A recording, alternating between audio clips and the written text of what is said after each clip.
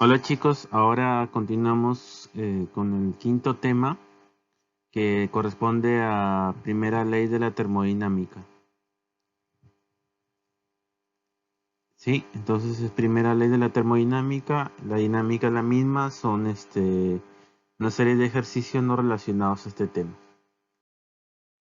Primer ejercicio, un recipiente diabático rígido de 3 pies cúbicos está dividido en dos volúmenes por una membrana delgada como se ve en la figura, ¿no? La membrana delgada viene a ser esta, ¿no? Al principio, una de las dos cámaras está llena con aire a 100 psi y 100 Fahrenheit, mientras que la otra está evacuada, ¿no? Hay un vacío. Determina el cambio de energía interna del aire cuando se rompe la membrana. También la presión final del aire del recipiente. Entonces, estas son las ecuaciones que ya se vienen trabajando, ¿no? Prácticamente es calor menos trabajo es igual a la variación de energía interna, del sistema, perdón.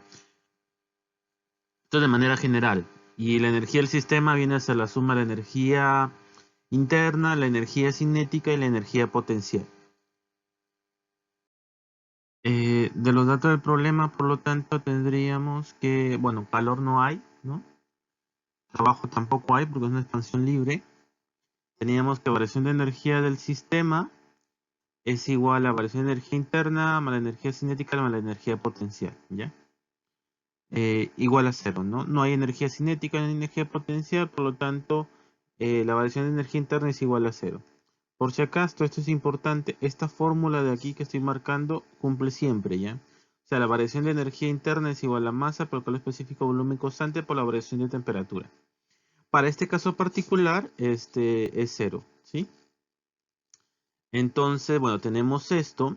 Dice, la temperatura del aire se mantendrá constante, ¿no? Es lo que estamos obteniendo de primera ley. Entonces, como ya tenemos esa condición, podemos utilizar la ecuación de estado de gases ideales, ¿no? Que vendría a ser esta de acá.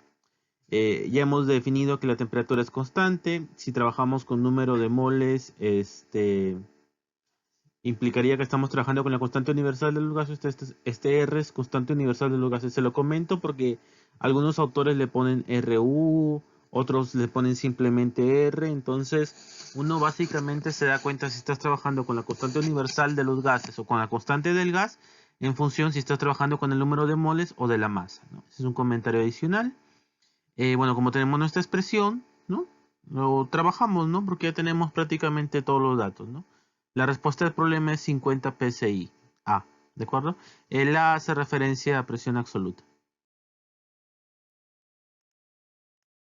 Tercer problema. Un dispositivo cilindro émbolo contiene 1.5 kilogramos de nitrógeno, inicialmente a 100 kilopascales y 17 grados centígrados.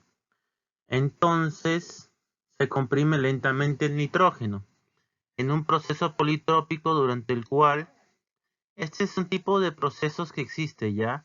O sea, como está el PV es igual a MRT, cuando un proceso cumple con esta expresión o esta fórmula se le llama proceso politrópico, ¿ya? Hasta que el volumen se reduce a la mitad. Determina el trabajo efectuado y la transferencia de calor para este proceso, ¿no? Bueno, aquí tenemos nuestra ecuación de primera ley y bueno, aquí básicamente lo que se está viendo es el trabajo, ¿no? Calculado para un proceso politrópico.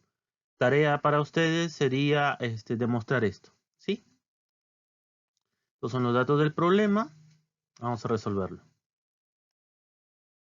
Entonces tenemos nuestra expresión de primera ley. Como ya saben, un valor de salida es negativo. Menos, que es este signo menos, el trabajo de entrada que es negativo, ¿no? E igual a variación de energía interna, que es igual a la masa por la variación de energía interna, ¿no? Esto es por unidad de masa, ¿no? Y como ya les había comentado anteriormente, o sea, de esto, o sea, sino que este U y este U1 verdaderamente están en tablas, pero tranquilamente se puede trabajar con esta expresión, ¿sí? Bajo algunas suposiciones, ¿no? Como que la que sería que el calor específico se está trabajando con un valor constante, ¿no? Porque este valor es variación, o sea, perdón. Vamos a poner el puntero láser. O sea, este valor depende de la temperatura. pero una idealización, una simplificación es trabajarlo como constante, ¿no? Entonces esta es nuestra expresión para un proceso politrópico, ¿sí? Y con esto hallamos nuestra presión 2. Esta es ecuación de estado de gas ideales, ¿no? Tenemos la presión 2, tenemos todos los datos, podemos hallar la temperatura 2.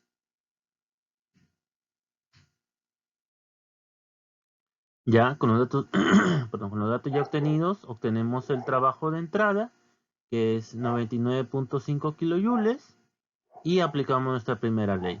¿De acuerdo? Respuesta que el calor de salida es 24.7 kilojoules, ¿no? Disculpen que a veces hay unos ladridos, pero bueno, en mi casa hay varios perritos y es imposible evitar que ladren a veces, ¿no? Bueno, entonces aquí ya tendríamos nuestro segundo problema.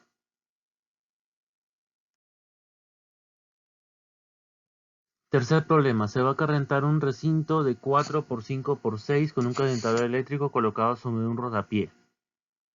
Se desea que ese calentador pueda elevar la temperatura del recinto de 5 a 25 grados en 11 minutos. Suponiendo que no hay pérdidas de calor en el recinto y que la presión atmosférica sea de 100 kilopascales, calcule la potencia requerida en el calentador. Suponga que los calores específicos son constantes a temperatura ambiente, ¿sí? Bueno, aquí ya en este recordatorio, ustedes cuando estén revisando, van a encontrar toda la data, ¿no? Estos son expresiones ya conocidas también, ¿no? Básicamente aquí esto es energía, esto es potencia y obviamente si tú quieres energía, la potencia la tienes que multiplicar por el tiempo, ¿correcto?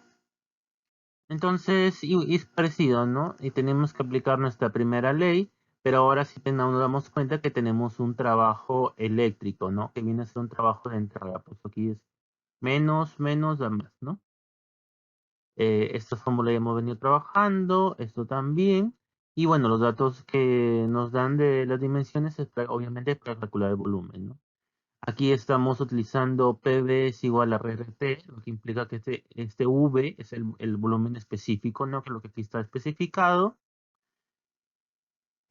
Bueno, con las expresiones que tenemos, ¿no? Con las formulaciones, calculamos directamente la masa, ¿no? No hay mayor complicación, aquí están todos los datos y tenemos que la masa es 150.6 kilogramos.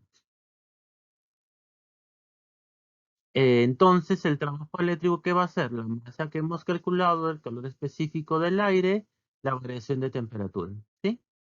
Y obviamente tenemos que trabajar con el tiempo en segundos, ¿no? Con lo cual nuestro trabajo eléctrico nos da 3.28 kilowatts. Otro problema, el cuarto, ¿no? Una casa con calentamiento solar pasivo pierde calor al ambiente a una tasa promedio de 50 kilojoules hora. Se mantiene siempre a 22 grados centígrados durante una noche invernal durante 10 horas. La casa se va a calentar con 50 recipientes de vidrio y cada uno de ellos tiene 20 litros de agua que se calienta durante el día hasta 80 grados centígrados absorbiendo energía solar. Hay un calentador eléctrico de respaldo controlado por un termostato de 15 kilowatts que se enciende cuando es necesario para mantener la casa. ¿Cuánto tiempo trabaja el sistema eléctrico esa noche? ¿Cuánto tiempo trabajaría el calor eléctrico esa noche si la casa no tuviera calentamiento solar, ¿no? Bueno, aquí está la respuesta, vamos a ver cómo se resuelve. Dice, el agua, bueno, vamos viendo. Dice, el agua es una sustancia compresible con color específico. Obviamente, esta es una hipótesis, ¿no? O sea, no es que verdaderamente... O sea, la densidad del agua varía un poco, ¿ya? No mucho, pero igual varía, pues es una función de la temperatura. Pero bueno, obviamente aquí estás trabajando bajo la hipótesis de sustancia compresible, ¿no? Bueno, esta es nuestra ecuación que tenemos, ¿no? De balance de energía. Y bueno, aquí básicamente el que nosotros trabajamos siempre, ¿no? Hay que tener en cuenta que lo que aquí nosotros vamos a tener un trabajo eléctrico, ¿sí? Y un calor de salida, ¿no? Lo está poniendo en este orden simplemente porque es positivo y este otro es negativo, ¿no? Y aquí, en esta parte, es lo correspondiente a la variación de energía interna del agua, ¿no? Y este viene a ser lo correspondiente a, este valor de aquí viene a ser lo correspondiente al aire, ¿no? Bueno, entonces obviamente estamos trabajando el agua como una sustancia incompresible, con lo cual tendríamos esto, ¿no? La densidad constante. Y el calor específico también lo vamos a trabajar como constante, ¿no? Para poderlo resolver de una manera más sencilla. Este es nuestro balance de energía, este también es nuestro balance de energía, y aquí ya estamos aplicando, ¿no? Calor menos trabajo es igual a variación de energía interna. Obviamente este lo está poniendo primero porque es positivo y el calor de salida es negativo, ¿no? Va a ser igual la variación de energía interna del agua y la del aire. Pero hay que tener en cuenta que la habitación se mantiene a una temperatura constante, ¿sí?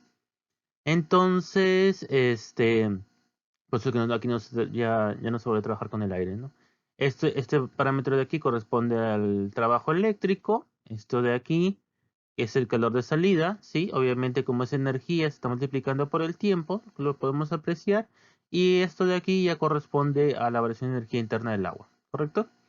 Nuestra variable es la variación de tiempo, ¿no? Y obtenemos que es 4.77 horas. El apartado B corresponde si la casa no incorpora calor solar, ¿no? Si no se incorpora calor solar, obviamente la energía interna del agua, ¿no? Que era la que está calentada por la energía solar, no ingresa, ¿no? A nuestra ecuación y se obtiene, ¿no? Que la variación de temperatura, perdón, la variación de tiempo es 9.26 horas, ¿no? Obviamente es mayor porque ya no estaríamos utilizando el otro sistema, ¿no? Por eso se incrementa el tiempo. Quinto problema. Un dispositivo cilindro émbolo tiene 0.5 metros cúbicos de gas de helio a 150 kilopascales y 20 grados centígrados. Entonces el helio se comprime en un proceso politrópico, ¿no? Que era el que habíamos visto anteriormente, hasta 400 kilopascales, 150 grados centígrados, determinar el calor perdido ganado durante este proceso. Y bueno, aquí está la respuesta, ¿no? Aquí están algunos datos, ¿no? Están, por ejemplo, los datos del helio, la fórmula de proceso politrópico, el trabajo frontera por proceso politrópico, y bueno, entonces con eso ya empezamos a resolver nuestro ejercicio. Primero hay que calcular la masa del helio, para lo cual utilizamos, bueno, el helio pavo maratón, ¿no? PV sobre RT, ¿no? Lo que está acá. Luego, para hallar el volumen 2, ¿no? Podemos aplicar esta expresión, ¿no? Que es bastante conocida, ¿no? Y bueno, verdaderamente se escribe sin el R, ¿no? Porque este R se simplifica, ¿no? Con lo cual logramos hallar nuestro volumen 2. Este es porque es un proceso politrópico, ¿no? Lo que voy a poner de color azul, ¿no? Es porque es un proceso politrópico. Y para el proceso politrópico, ya despejando, tendríamos esta expresión, ¿sí? Si lo resolvemos, podemos hallar el N del proceso politrópico, que es lo que voy a poner en color verde, ¿no? Sí, entonces, digamos, con esta secuencia de pasos hemos logrado obtener el N del proceso politrópico.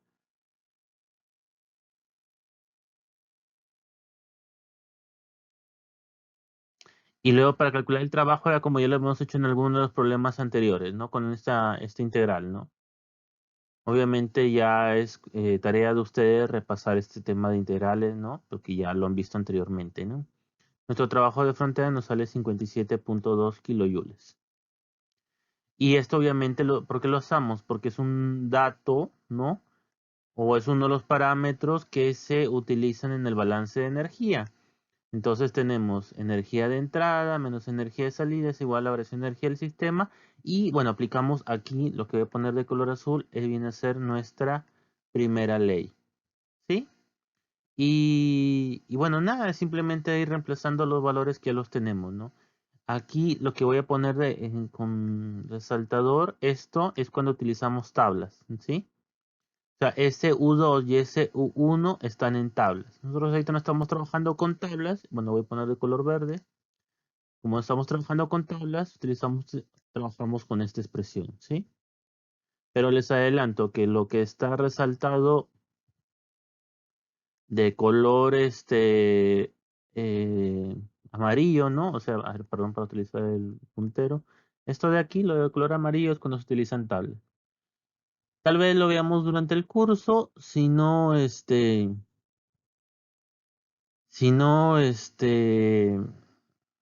eh, ya se ven en cursos superiores, ¿no? Por ejemplo, en energía uno, los industriales, los mecánicos en termodinámica, ¿sí?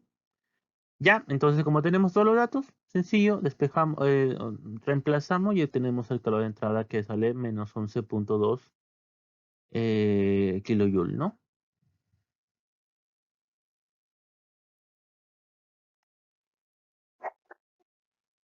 Un recinto se calienta con un calentador de resistencia cuando las pérdidas de calor en el recinto en un día invernal son de 6.500 kilojoule hora. La temperatura del aire en el recinto permanece constante cuando el calentador trabaja continuamente. Determine la potencia nominal del calentador. Vamos a ver. Entonces ya se va viendo cómo se resuelve este tipo de problemas, ¿no? Obviamente tienen que estudiar más, ¿no? Aquí lo que se les da es una serie de material, ¿no? Problemas adicionales para que ustedes puedan este ir teniendo, digamos, una mayor experiencia en el tema, y viendo más ejercicios, ¿no? Pero definitivamente eso ya se complementa con el estudio de ustedes, ¿no? No piensen que solamente se escuchó las clases, veo el seminario y listo, ¿no? Así no es, ¿ya? Entonces, bueno, tenemos nuestra expresión de primera ley ya para este proceso, ¿no? O para este ejercicio, ¿no? Tenemos el trabajo eléctrico de entrada y el calor de salida, ¿no? Que son lo que me dice el problema, ¿no? No hay variación de energía interna porque me estoy diciendo que la temperatura del aire se permanece constante, ¿no? Con lo cual tenemos esta igualdad, ¿no? Eh, y bueno, nada, simplemente calcular eh, nuestro, n- eh, nuestra respuesta, ¿no? Que vendría a ser 1.81 kilowatts.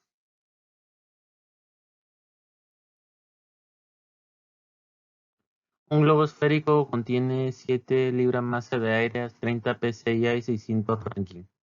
El material de que está hecho es tal que la presión interior siempre es proporcional al cuadrado del diámetro. Calcule el trabajo efectuado cuando el volumen del globo aumenta el doble como resultado de la transferencia de calor. ¿Ya? Bueno, aquí tenemos el dato de la constante del aire.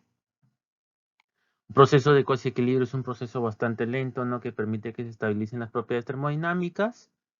Bueno, uno de los datos es que la presión es proporcional al diámetro y el volumen 2 es 2 veces el volumen 1. Y bueno, con los datos, bueno, definitivamente debemos conocer el volumen, ¿no? Y estas fórmulas, por ejemplo, ya deberían ser conocidas por ustedes, ¿no? No es que se tienen que poner, ¿no? Porque en un formulario, etcétera, porque estos son de cursos que ya ustedes ya han visto, ¿no? Obviamente lo que sí es importante es este dato, ¿no? Que es el de que la presión es proporcional al diámetro, ¿sí? Entonces, ¿qué tenemos? Tenemos que el diámetro es igual a 6 veces el volumen sobre pi a la 1/3. La presión va a ser, entonces, como dice que es proporcional, esto lo vamos a igualar a un K, ¿no? ¿Sí? O sea, cuando presión proporcional al diámetro cuadrado, ¿cómo lo igualas? Tienes que multiplicarlo por un factor, ¿no? Que en este caso es este K, ¿sí? Y bueno, con esto empezamos a trabajar, porque prácticamente ya tenemos despejado el diámetro, ¿no? Entonces es empezar a resolver. ¿Mm? Empezamos a resolver y llegamos a este punto, ¿no? Que K, 6 sobre pi, 2/3 es igual a la presión 1 por volumen a la menos 2/3. Pero tengan en cuenta que, o sea, yo puedo igualar, ¿no? El estado termodinámico 1, ¿no? Con el estado termodinámico 2, ¿correcto? Ya, entonces con esto podemos calcular la relación que hay entre ambas presiones. ¿De acuerdo? Ahora, algunos se habrá preguntado, profe, ¿por qué haces esto, no? Y justamente, pues he puesto un nuevo enunciado. Dice, el material de que está hecho es tal que la presión en el interior siempre es proporcional al cuadrado del diámetro. O sea, me está diciendo, al decirme siempre, me está diciendo que siempre se cumple esto, ¿no? Y es por eso que puedo utilizar esta expresión. Únicamente por eso, ¿no? No es que sea una expresión de como la que vamos a ver en la siguiente diapositiva, PBT sobre T es igual a PB sobre T, ¿no? Esto es por las condiciones del problema mismo, ¿de acuerdo? Ahora, esto sí es por termodinámica, ¿no? Es una expresión que ya conocemos, ¿no? Entonces, ya tenemos prácticamente todos los datos, calculamos la temperatura 2, como ya habíamos visto, y como, bueno, como lo estaba repitiendo, ¿no? Estas integrales ustedes ya tienen que lograr trabajarlas, ¿no? Porque trabajo es igual a integral de la presión por diferencial de volumen. Entonces, dependiendo la expresión para obtener la presión, se tendrá que resolver una integral, ¿no? En muchos casos, ¿no? Bueno, resolvemos y nuestra respuesta es 376 BTU. Octavo problema. Una bomba de aire tiene un cilindro de 2.5 metros de longitud con un pistón móvil. La bomba se utiliza para comprimir aire de la atmósfera a una presión absoluta de 1.01 por 10 a la 5 pascales e introducirlo en un tanque muy grande cuya presión manométrica es 4.2 por 10 a la más 5 pascales. Para el aire, bueno, aquí están los datos. El pistón inicia la carrera de compresión en extremo abierto del cilindro. ¿Qué distancia se ha movido el pistón en el cilindro cuando comienza a fluir el aire dentro del tanque? Supongo que la compresión es adiabática. Si el aire se introduce en una bomba, ¿qué temperatura tendrá una vez comprimido? ¿Cuánto trabajo efectúa la bomba al introducir 20 moles de aire en el tanque? Ya. Esta es la relación de calores específicos, ¿sí? O sea, ustedes ya han visto CP y han visto CB. O sea, la división entre ambos es gamma o algunos le ponen K, ¿ya? Dependiendo del autor. El área de la base, bueno, viene a ser esto. Esto de aquí es una relación cuando se tiene un proceso diabático, que luego veremos que es isentrópico, ¿ya? Pero por ahora, para un proceso diabático, que es lo que aparece justamente acá, es una compresión adiabática, se utiliza esta formulación. Esa formulación de aquí, vamos a ver de aquí en la solución de dónde sale. Y esto de color azul ya lo conocemos, ¿no? Que la presión absoluta es igual a la presión manométrica más la atmosférica.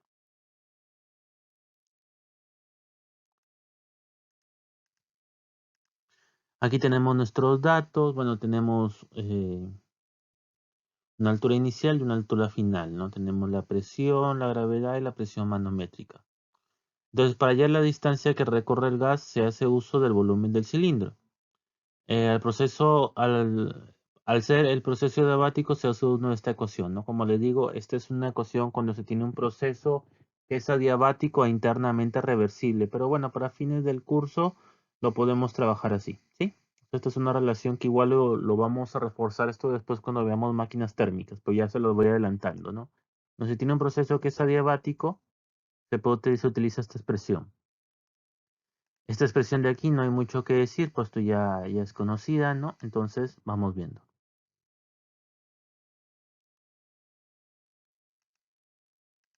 Aquí está el puntero. Entonces, haciendo uso de la ecuación 2 y la ecuación 1, estamos reemplazando básicamente, ¿no?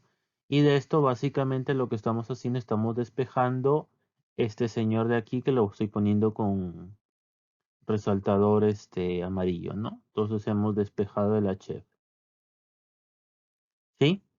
Lo de acá es una expresión que ya conocemos, ¿no? Como tenemos la presión atmosférica que viene a ser esta de acá. Bueno, perdón, esta viene a ser la presión manométrica que, si no me equivoco, era esta de acá, ¿no?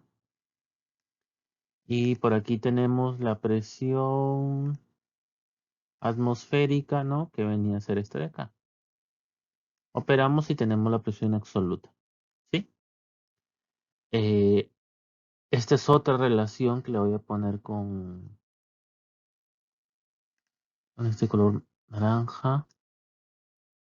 El Cp es igual a Cv más R, ¿no? Es una relación que existe para los gases, ¿no? Eh, entonces, como tenemos el calor específico volumen constante en función del número de moles más el R1 que viene a ser la constante universal, o tenemos el Cp, ¿sí? Con este Cp, voy a poner el color morado, con este Cp y este Cv calculamos la relación de calores específicos, ¿no? Que para un gas diatómico siempre es 1.4, ¿sí? Ahí no hay pierde, siempre va a ser 1.4. Hecho esto, ya nosotros habíamos calculado la expresión para calcular el HF, ¿no? La altura final. Entonces, nada, se reemplazan los valores y obtenemos una respuesta que corresponde a 0.077 metros, ¿no? La distancia que recorres, la diferencia de altura, ¿no? Que simplemente es la altura inicial menos la altura final. Esta respuesta de acá.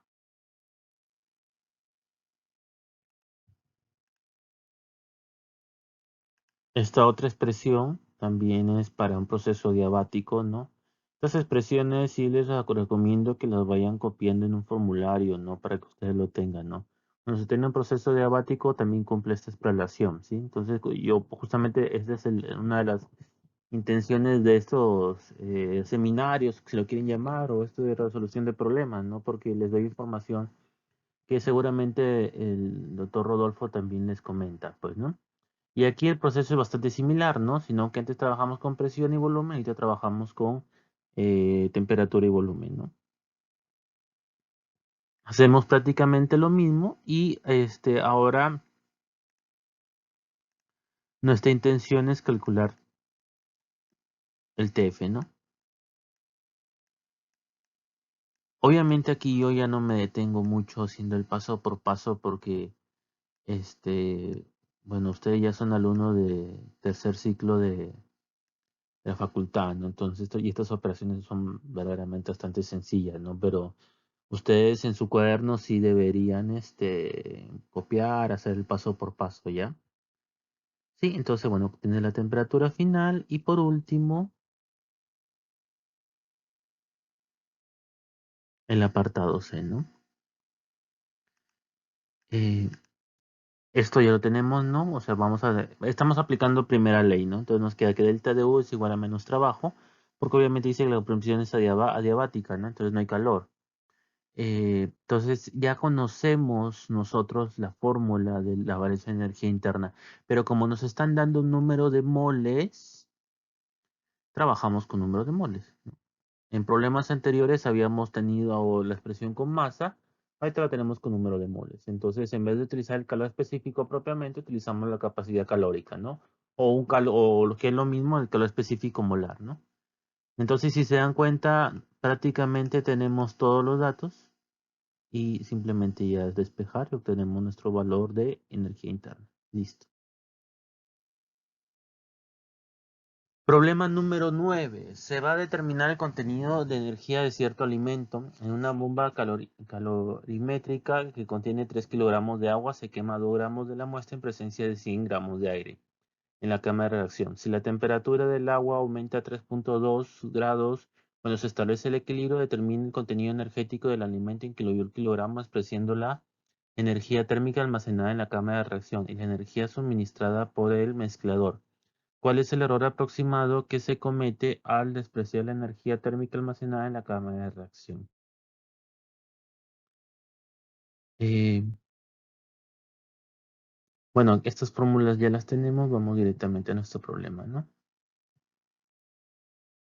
Entonces tenemos energía que ingresa menos, esta es nuestra fórmula de primera ley, ¿no? No hay ningún trabajo, por lo tanto va a ser el calor que ingresa igual a la variación de energía interna del agua, ¿no? Que se trabajaba mediante esta formulación. Entonces, como en el problema anterior habíamos visto el número de moles, ahorita estamos trabajando con la masa, ¿no?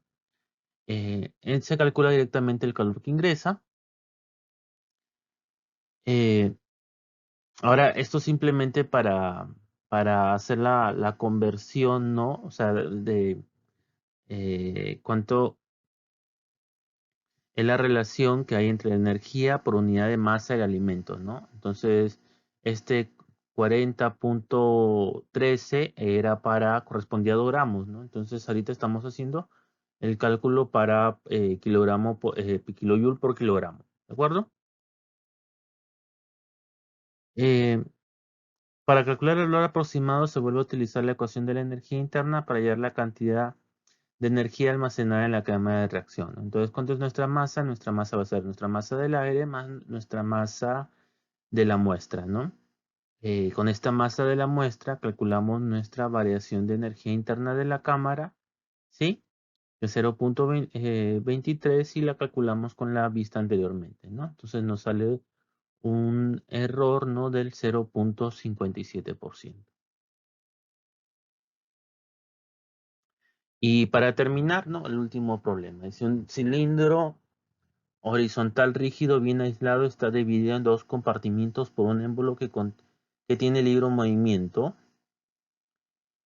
pero que no permite el paso entre los gases entre los 2 lados. En un principio, en un lado del émbolo hay 1 metro cúbico de gas nitrógeno a 500 kilopascales y 120 grados centígrados, mientras que el otro lado contiene 1 metro cúbico de gas de helio a 500 kilopascales y 40 grados centígrados. Entonces se establece equilibrio térmico en el cilindro como resultado de la transferencia de calor a través del émbolo.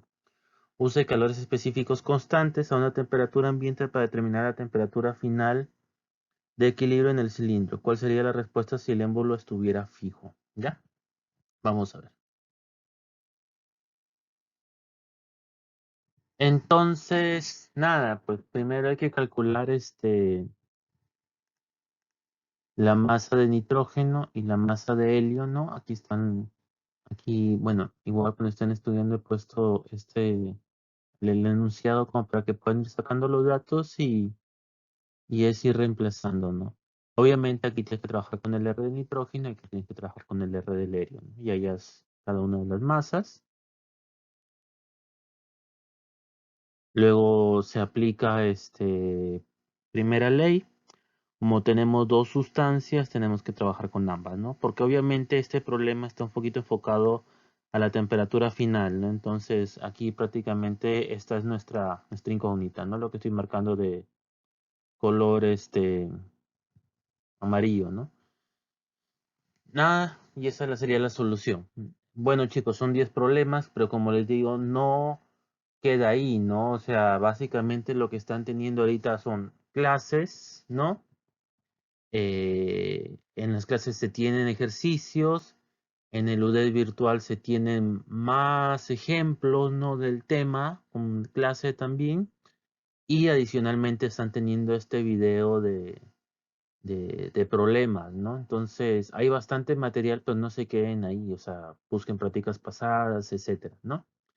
Bueno, eso sería todo por el momento, ¿no? Y gracias, ¿no? Por su atención, ¿no? Son 33 minutos, casi 34 de video. No quiero hacer videos tan extensos de 2 horas, etcétera, sino la idea es hacer los problemas y bueno, que ustedes también en su casa, ya basándose en las indicaciones, lo estén resolviendo en su computadora, ¿no? O en su cuaderno, mejor dicho, ¿no? Bueno, muchas gracias, saludos.